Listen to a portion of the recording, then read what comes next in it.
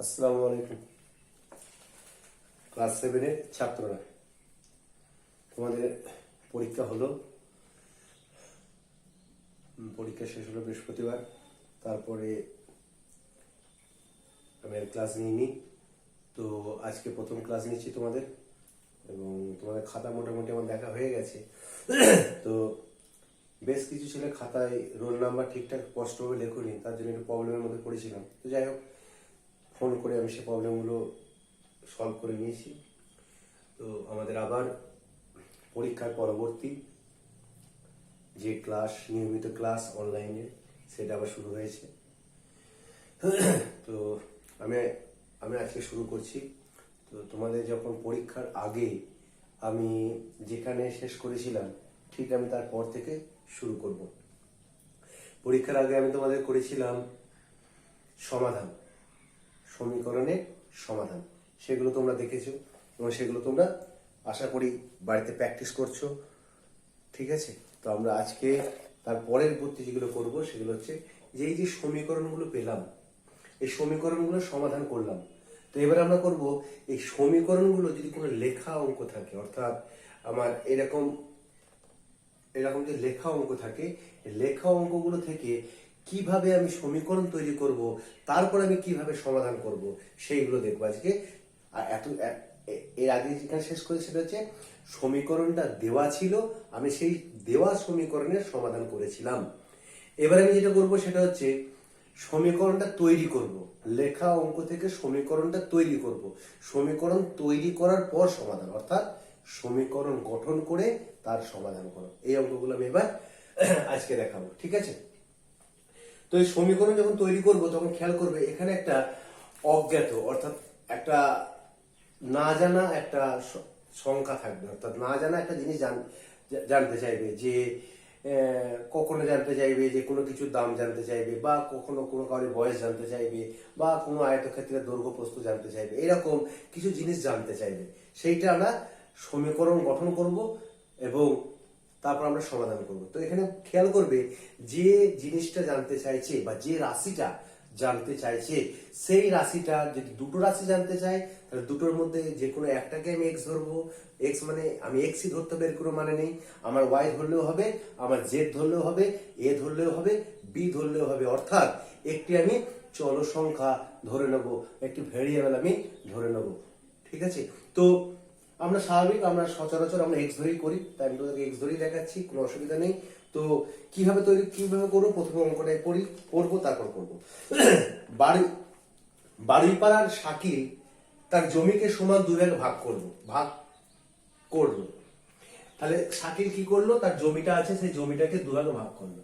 এই জমিটা আছে, এই জমিটাকে কি ভাগে ভাগ করলো, সমান দুভাগে ভাগ করলো। করার পর একটাই কলা চাষ করেছে, আর একটা চাষ করেছে পান। একটা কলা চাষ করেছে আর একটা চাষ করেছে পান, ঠিক আছে? তা কলার পান চাষ দুটো চাষ করার পর, চাষ কেন করে মানুষ? চাষ করে সেখান থেকে ফসল ফলবে, সেই ফসলগুলো আমরা বাজারে বিক্রি করে আমরা সেখান থেকে অর্থ উপার্জন করব, তার জন্য মানুষ, চাষিরা চাষ করেন। তো যাই হোক, সেই চাষ করার পর কলা এবং পান দুটো চাষ করার পর সেগুলো বিক্রি করে সে আয় করলো কত টাকা? 2830 টাকা আয় করলো। তাহলে কলা থেকেও কিছু আয় করেছে আর পান থেকেও কিছু আয় করেছে, দুটো মিলিয়ে 2830 টাকা আয় করলো। কলা থেকে কত আমি জানি না, পান থেকে কত জানি না, কিন্তু দুটো মিলিয়ে হয়েছে 2830 টাকা। তো সে পান চাষ করে তিনি কলার থেকে 630 টাকা বেশি আয় করেন। পান চাষ করে, পান চাষে কত আয় হয়েছে না, কলা চাষে যা আয় হয়েছে তার থেকে পান চাষে 630 টাকা বেশি আয় হয়েছে। কলা থেকে যত টাকা আয় হয়েছে, যদি কলা থেকে 100 টাকা আয় হয়, তাহলে পান চাষ থেকে আয় হবে কত? 100 প্লাস 630, ঠিক আছে? তো কলা চাষ থেকে তিনি কত টাকা পেয়েছেন সেইটা আমাকে বার করতে বলেছে। কলা চাষ থেকে কত টাকা তিনি পেয়েছেন, আমি ধরে নিই কলা চাষ থেকে তিনি এক্স টাকা পেয়েছেন, আমি জানি না তো ক টাকা, তাহলে সেটা আমি ধরে নিচ্ছি এটা হচ্ছে অধ্যায় বা কোষে দেখি 22.4 একের অঙ্কটা ধরে নিই আমাকে বার করতে বলেছে কি কলা চাষ থেকে কত। সচরাচর খেয়াল করবে যে জিনিসটা উত্তর চেয়েছে সেটাকে এক্স ধরে নেবো, তাহলে কি হবে এক্স এর উত্তর বেরোলেই আমার অঙ্কটা হয়ে যাবে। আমি কলাটাকে এক্স ধরছি, এখন তোমাদের মনে প্রশ্ন উঠবে যে স্যার পানটাকে এক্স ধরলে হবে না? হ্যাঁ হবে, কেন হবে না?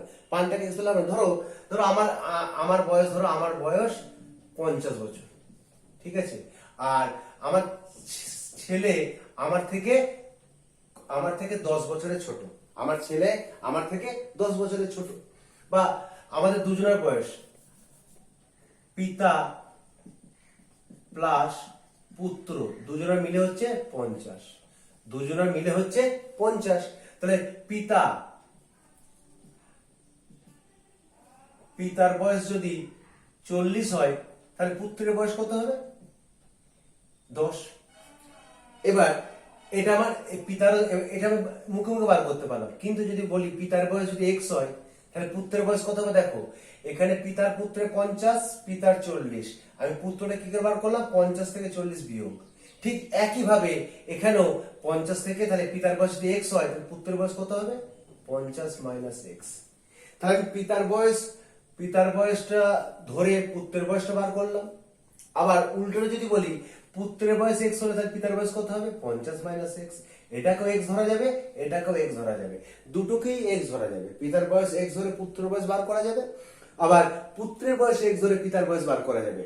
ঠিক এখানেও কলার চাষ থেকে ইনকামটাকে এক্স ধরে 50 ইনকাম বার করা যাবে, আবার উল্টে 50 ইনকামটাকে যদি এক্স ধরে কলা চাষের ইনকাম বার করা যাবে। কিন্তু আমরা কেন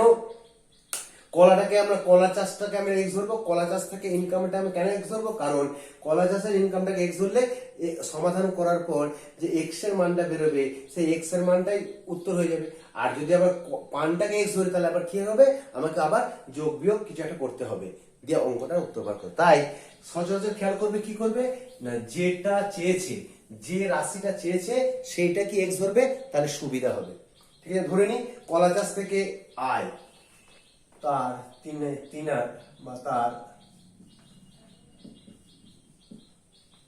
কলা চাষ থেকে আয় সমান এক্স টাকা। ধরি, এই কথাটা বারবার করে ধরি কেন লিখছি? কারণ এটা আমার দেয়া ছিল না, যেটা দেয়া থাকে না সেটা আমাকে ধরে নিতে হয়। তাহলে কলা চাষ থেকে ক টাকা ইনকাম করেছে? এক্স টাকা। আর এখানে বলেছে পান চাষ থেকে তিনি কলা চাষের থেকে 630 টাকা বেশি আয় করেন। পান চাষ করে ক টাকা ইনকাম করেন না, কলা চাষ থেকে যে টাকাটা ইনকাম করেছে তার থেকে 630 বেশি। তাহলে বেশি, তাহলে অতএব তার পান চাষ থেকে আয় কত হবে? X plus 630। কারণ পান চাষ থেকে কত ইনকাম করেছে না, কলা চাষ থেকে যা করেছে তার থেকে 630 বেশি, তাহলে এত টাকা। ব্র্যাকেট দিয়ে দাও, এ টাকা লেখো, হলো। তাহলে আমি বলতে পারি এই পান চাষ আর কলা চাষের দুটো মিলিয়ে 2830। কারণ আমাকে বলেছে যে দু প্রকার চাষ থেকে, কলা চাষ থেকে এবং পান চাষ থেকে, দু প্রকার চাষ থেকে কিন্তু 2830 টাকা ইনকাম। দু প্রকার চাষ থেকে ইনকাম, আমি কলা চাষ থেকে ইনকাম বা আয় ধরেছি এক্স টাকা। যেহেতু পান চাষ থেকে ইনকাম কলা চাষের থেকে 630 বেশি, তাই পান চাষ থেকে ইনকাম এক্স প্লাস এত। তাহলে পান আর কলা, মানে কলা আর এই পান, এই দুটো মিলিয়ে মোট ইনকামটা কত? 2830 টাকা। এইখানটায় তোমাকে লিখতে হবে প্রশ্নানুসারে বা শর্তানুসারে। শর্তে বলে দিয়েছে শর্তানুসারে, এই কথাটা লিখতে হবে শর্তানুসারে। কি কলা চাষ থেকে কত ইনকাম করেছে? এত। পান চাষ থেকে কত ইনকাম করেছে? 630। এই দুটো মিলিয়ে হচ্ছে মোট ইনকাম। দুটো চাষ থেকে ইনকামটা যোগ করলে সেটা হয় মোট ইনকাম। ব্যাস হয়ে গেল। এবার সমাধানে আমরা জানি যে চল সংখ্যাগুলোকে একদিকে রাখতে হয় আর এইগুলোকে অন্যদিকে রাখতে হয়। তাহলে এক্স আর এক্স যোগ করলে কত হয়? 2x। 630 যেহেতু ধ্রুবক সংখ্যা, ওটাকে ডান দিকে পাঠাবো। আমরা সমাধানের নিয়ম অনুসারে বাম দিক থেকে কোনো সংখ্যা ডান দিকে গেলে সেটা কি হয়? তার চিহ্নের পরিবর্তন হয়। যোগ থাকলে মাইনাস, বিয়োগ থাকলে প্লাস, ভাজিত থাকলে গুণ, আর গণিত থাকলে ভাগ। এটা আমরা আগের দিনকে দেখিয়েছি। মনে যদি একটু ভুলে যাও তাহলে আবার তোমরা দেখে নেবে। বা তাহলে 2x সমান যোগ করে এটা বিয়োগ করে দাও, তাহলে 0 0 6 হচ্ছে 22। হলো?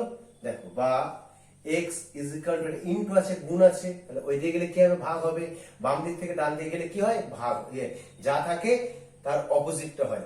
প্লাস থাকলে মাইনাস হবে, মাইনাস থাকলে প্লাস হবে, ইনটু থাকলে ডিভাইডেড হবে, আর ডিভাইডেড থাকলে ইনটু হবে।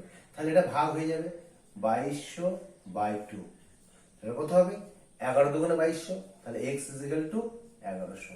তাহলে এক্স মানে কার কার কার বেরোলো? কলা। তাহলে কলা চাষ থেকে কত টাকা ইনকাম করেছে? 1100। যদি বলতে পান চাষ থেকে কত ইনকাম করেছে, তাহলে 1100, এক্স এর জায়গায় 1100 বসাতাম, প্লাস 630, তাহলে 1106 1730। তাহলে পান চাষ থেকে 1730, কলা চাষ থেকে 1100, 1700 আর 1130 যোগ করে দেখো 1830 হয়। বোঝা গেল? তাহলে এখানে আমি লিখবে নিচে, এটাকে বলে কনক্লুশন, অর্থাৎ কোন একটা অঙ্কের উত্তর বার করার পর নিচে আমরা লিখি, ছোটবেলায় লিখতাম, লিখতাম নির্ণয় সরলতম মান, বা এরকম লিখতাম যে অতএব তিনি আরো 500 টাকা পাবে। এরকম যে একটা কনক্লুশন লিখতাম, সেই কনক্লুশনটা এখানে লিখতে হবে। কি লিখবো? যে তিনি কলা চাষ থেকে 1100 টাকা আয় করেছেন। বোঝা গেল? বোঝা গেল অঙ্কটা? খুব পরিষ্কার। প্রথমে আমি যেটা আমার চেয়েছে সেই রাশিটাকে আমি এক্স ধরে নেবো, দিয়ে যেমন বলেছে সেই শর্তানুসারে আমি একটা সমীকরণ তৈরি করব। এবার সমীকরণ তৈরি করার পর সমাধানের নিয়মে আমরা সমাধান করব। ক্লিয়ার? বুঝতে পেরেছো? ভালো করে দেখবে, খুব ইজি, খুব ইজি করে বুঝতে পারবে। আমি আরো দু একটা অঙ্ক দেখাই, তাহলে আরো তোমাদের ক্লিয়ার হবে।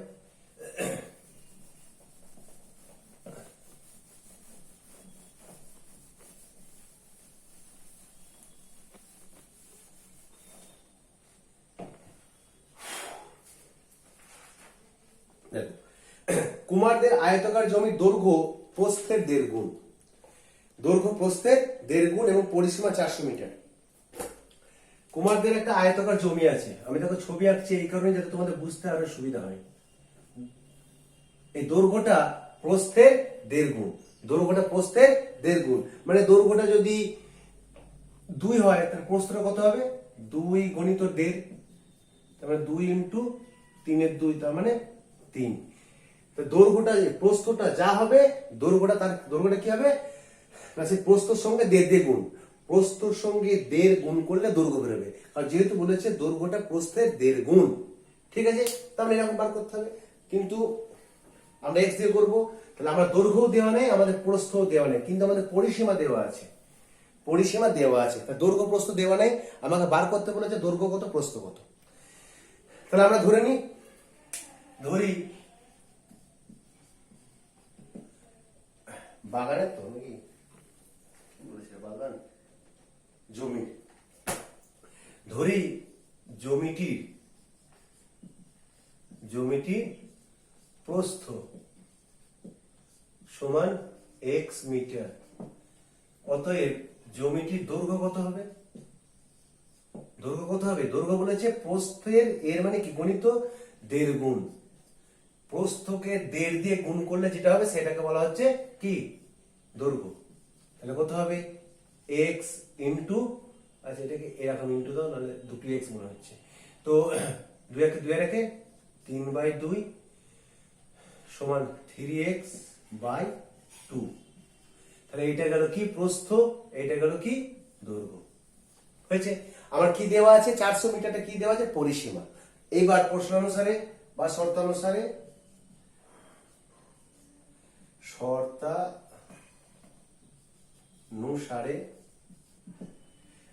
আমরা পরিসীমার সূত্র আমরা কি জানি? আমরা সবাই জানি আয়তক্ষেত্রের পরিসীমার সূত্র হচ্ছে 2 ইন্টু দৈর্ঘ্য প্লাস প্রস্থ। তাহলে আমরা লিখতে পারি যে 2 ইন্টু দৈর্ঘ্য প্লাস প্রস্থ ইজ ইকুয়াল টু পরিসীমা, তাই তো? তাহলে 2 দৈর্ঘ্যটা বসাই 3x/2, 3x/2, প্রস্থটা বসাই x ইজ ইকুয়াল টু পরিসীমাটা বসাই 400। দেখো এই ব্র্যাকেটের পরে এইটার সাথে এটা কি আছে? গুণ। তাহলে গুণটা যদি দুইটা যদি ওইদিকে যায় তাহলে কি হবে? ভাগ হবে, কিংবা তা না হলে ব্র্যাকেট ভাঙতে পারো। আমি গুণ শিখিয়ে দিয়েছি আমরা। ব্র্যাকেট ভাঙলে কি প্রথমে এর সাথে গুণ করলে কি হবে দেখো, 2 ইন্টু 3x/2 গুণ করলে কি হবে, 2 কেটে যাবে, তাহলে কি থাকলো 3x প্লাস এটা গুণ করলে কত হবে 2x হলো ইজ ইকুয়াল টু 400, বা 3x আর 2x কত হচ্ছে 5x ইজ ইকুয়াল টু 400, বা x ইজ ইকুয়াল টু 400/5, বা x is equal to 80। x টা কি সমাধান বোঝা গেল? তাহলে আমরা কি করলাম, আমরা জানি পরিসীমা সমান 2 ইনটু দৈর্ঘ্য প্লাস প্রস্থ সমান পরিসীমা। তাহলে দৈর্ঘ্যটা বসিয়ে দিলাম এইটা, প্রস্থটা বসিয়ে দিলাম এইটা, 2, পরিসীমাটা 400 বলে দেওয়া আছে। এবার আমি ব্র্যাকেটটা ভাঙছি, তাহলে গুণ করলে কি হবে তাতে এখানে দেখিয়ে দিয়েছি যে 2 ইনটু 3x/2, 2 কেটে গেল 3x, আর 2 এর সাথে x এ গুণ করলে 2x, আর 2x আর 3x 5x সমান 400, x সমান যেহেতু গুণ আছে তাহলে এটা তলায় চলে যাবে ভাগ, তাহলে 400/5 সমান 80। x টা কি ধরেছিলাম, x টা ধরেছিলাম প্রস্থ। তাহলে অতএব আমরা কি লিখতে পারি, জ্যামিতির প্রস্থ সমান 80 মিটার, এবং জ্যামিতির দৈর্ঘ্যটা কত 3x/2, দৈর্ঘ্যটা কত 3x/2, 3/2 x এর জায়গায় কত বসাবো 80 ইন্টু 80, 40 3 120 মিটার, দৈর্ঘ্য প্রস্থ বেরিয়ে গেল।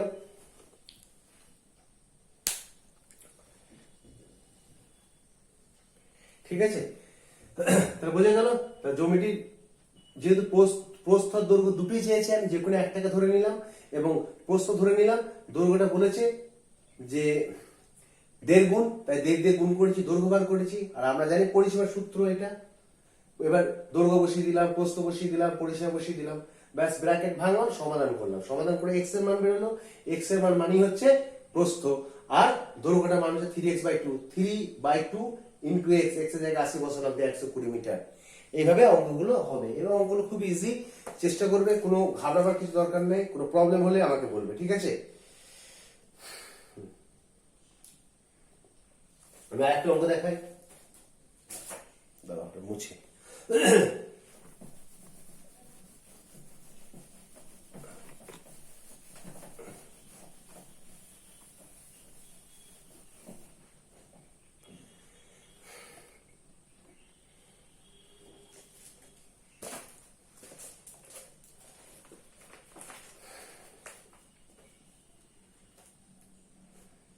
দেখো নেক্সট 3 অঙ্কটা, 3 দেখো, মঞ্জু, কণার অমল। আমি এখানে দেখাচ্ছি মঞ্জু, এম এ মঞ্জু, কে কণা, এ অমল। আমি জাস্ট বুঝিয়ে নিয়ে আগে, তারপর তোমাদেরকে বলবো। 3 জনের মধ্যে 170 টাকা। এখানে আমার কাছে ক টাকা আছে 170 টাকা। এই 170 টাকাটা 3 জনকে ভাগ করবো, একে দেবো, একে দেবো, একে দেবো। তো কেমন করে ভাগ করব? ভাগ করার সময় বলছে মঞ্জু যত টাকা পাবে কণা তার দ্বিগুণ অপেক্ষা 30 টাকা কম পাবে। মঞ্জু যত টাকা পাবে, তাহলে মঞ্জু যদি x টাকা পায়, তাহলে কণা কত পাবে? কণা তার দ্বিগুণ অপেক্ষা 30 টাকা কম, তার দ্বিগুণ, এর দ্বিগুণ মানে কি 2x, অপেক্ষা 30 টাকা কম মানে কি, কম মানে কি বিয়োগ, তাহলে -30। এটা কে পেল? কণা। আর অমল কত পাবে? অমল বলছে কণার অর্ধেক অপেক্ষা 15 বেশি, কণার অর্ধেক, কণাকে আবার অর্ধেক করতে হবে, অর্থাৎ কণা এই টাকাটা পেয়েছে, একে আবার অর্ধেক করো, সেখান থেকে আবার 15 টাকা বেশি। বোঝা গেল? তাহলে এই তিনটে যোগফল, এই তিনটে যোগফল তো 170, কারণ 170 টাকা দিয়ে ভাগ করে দিচ্ছি। বোঝা গেল না? বোঝা গেল না? 170 টাকা ভাগ করে দিচ্ছি। তাহলে আমরা কি ধরে নেব? ধরি মঞ্জু ভাগ পাবে, মঞ্জু টাকা পাবে, ধরি মঞ্জু টাকা পাবে সমান x টাকা। কণা, অতএব কণা টাকা পাবে কত? কণা টাকা পাবে, কি বলেছে? মঞ্জুর অর্ধেক অপেক্ষা 30 টাকা কম। কম বলেছে তো, দেখিনি, কম ওটা বেশি, হ্যাঁ 30 টাকা কম আর বেশি। তাহলে মঞ্জুর অর্ধেক, তাহলে মঞ্জুর কত টাকা, মঞ্জুর দ্বিগুণ, মঞ্জুর দ্বিগুণ বা 2 দ্বিগুণ থেকে 30 টাকা কম। এটা কে পেলো, এটা পেলো কণা। আর অমল কত পাবে, অমল পাবে কণা যেটা পেয়েছে, কণা যা পেয়েছে তার অর্ধেক, তার অর্ধেক অপেক্ষা 15 টাকা বেশি, 15 টাকা বেশি। ক্লিয়ার হলো? তাহলে এবার আমি কি বলতে পারি যে তিনজনের যে মোট টাকা, এই কোন টাকাটা ভাগ করেছে, 170 টাকাটা ভাগ করেছে, তাহলে আমরা বলতে পারি তিনজনের যে মোট টাকা সেইটার 170 টাকাটা একই। তাহলে আমরা শর্ত অনুসারে লিখতে পারি,